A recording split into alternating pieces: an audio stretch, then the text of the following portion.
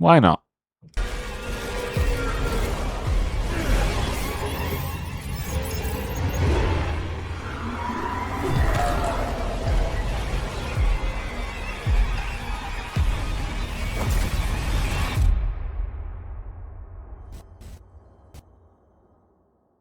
Unlike some of the more obscure titles I've covered on this channel, Isla is slightly more known due to the coverage it got from creators like 8-Bit Ryan and King Wools, who both played it closer to its release on November 25th of last year.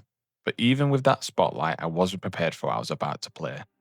Hiya is a linear horror game that quite frankly has more creativity in its writing and core concept than 95% of the AAA games coming out today. The plot follows a lonely game tester named Samuel, who is asked to playtest a program called A.I.L.A. She's an artificial intelligence designed to handcraft VR horror experiences based specifically on Samuel's data. She uses everything: his personal information, search history, likes, dislikes, and his past. But she also learns from how he plays and the decisions he makes within each simulation, making every experience more immersive than the last. In every one of these experiences, you've presented with choices that affect your karma. This isn't just a background stat, it directly dictates which of the 7 available endings you'll get.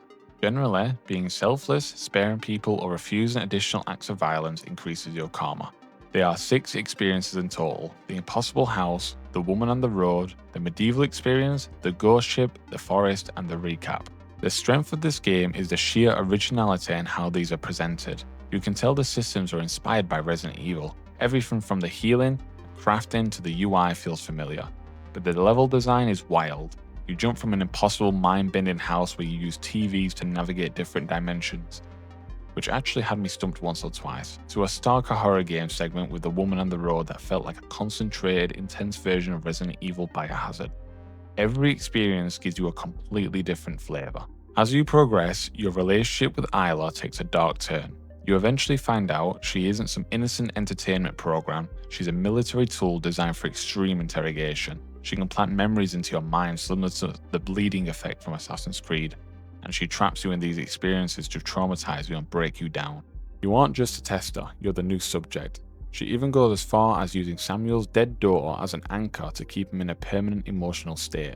Eventually, you're helped by a previous victim stuck within Isla's code who helps you sabotage her systems, leading to a final boss fight. The choices here get heavy. With low karma, you can either disconnect and join Ayla's crusade, or stay in the simulation where she designs a life for you without the tragedy of losing your daughter.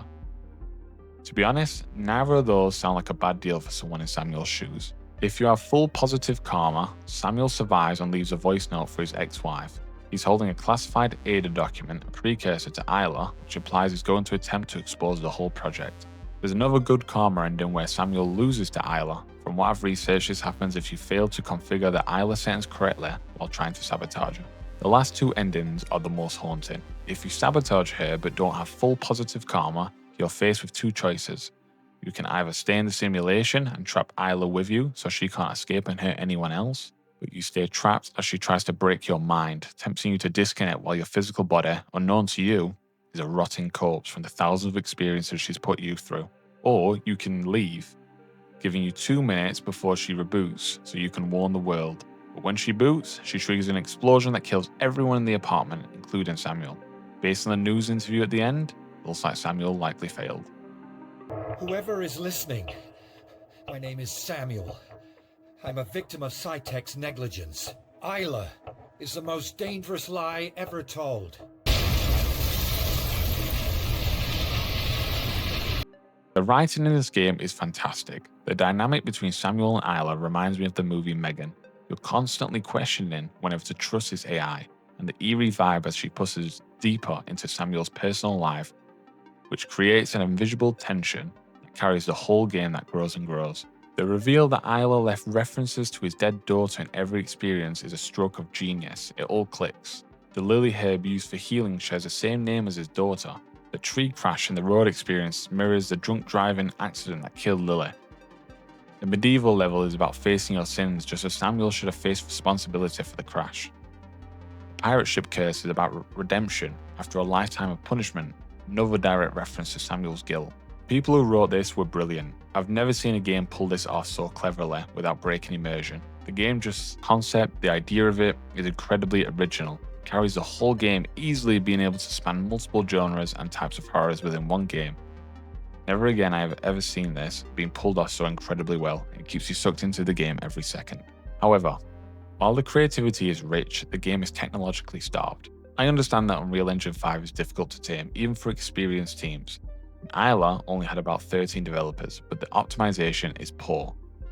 I ran this at 1440p high with DLSS quality on, and it struggled on my 4060 Ti. The same day I could play Death Stranding at 4K high with a stable 40 FPS on DLSS balance.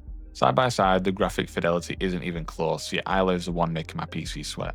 The inconsistency is also a major immersion breaker. One area looks amazing with Unreal Engine 5 lighting and foliage, and the next looks like it was straight picked out of Fallout New Vegas. In the forest level, the ground texture was so low resolution it was jarring. I theorise they struggled with open environments. Places like Samuel's apartment and the impassable house are small enough to look great. The forest felt barren, and the draw distance was frankly disgusting. Even on high settings, you could easily see the popping lines.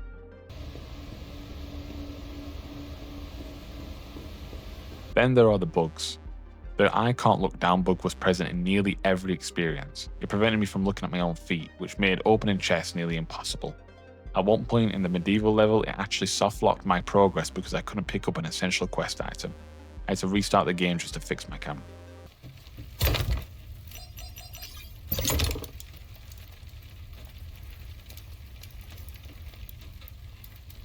I literally can't pick it up. I can't. Because my camera won't fucking go more than like fucking 3 degrees to the ground. Look down, bruv. Just look. Bad optimization issues. But this is one thing. This is a whole different level. Them, they can be fixed. Okay. Them, at least fucking. Okay, look at that rendering distance. At least them are like fucking. They're not like. It's not the end of the world. This is. I can't fucking progress the game unless I pick this up. You know what I mean? I literally could not progress without picking this up. A.I.L.A is a good game that proves that a great writer is more important than 1,000 polished textures. If you can look past the floating garden chairs, you can appreciate some great original writing. Putting it all together, I can't recommend this game on Steam at its base price of $24.99.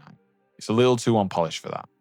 However, it frequently goes on for sale for £18.74, or you can find it on CD keys for around £11.50. At the lower price point, it's a much more appropriate deal. If you can get it for around 10 or 15 quid, it's a must play.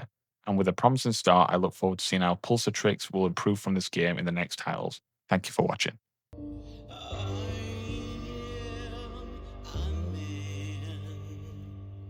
Of constant sorrow.